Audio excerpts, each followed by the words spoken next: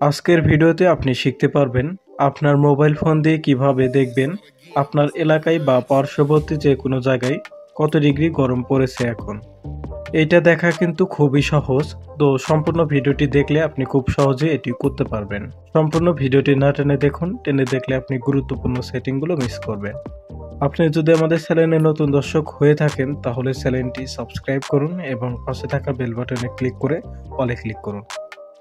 এইটা দেখার জন্য আমাদের প্রথমেই একটি অ্যাপ ডাউনলোড করতে হবে। আপনারা যদি প্লে স্টোরে গিয়ে সার্চ করেন ওয়েদার লিখে তাহলে আপনারা এই অ্যাপটি পেয়ে যাবেন।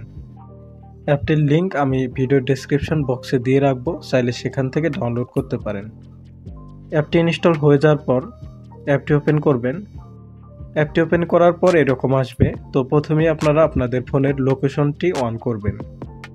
আপনাদের ফোনের লোকেশনটি অন করার পর এখান থেকে রিট্রাই এখানে ক্লিক করবেন।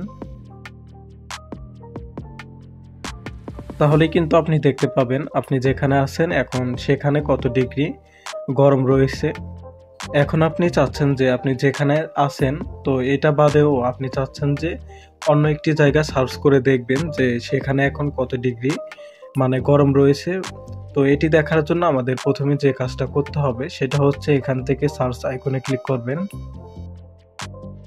তারপর এখানে হচ্ছে আপনি সেই জায়গাটির নাম লিখবেন।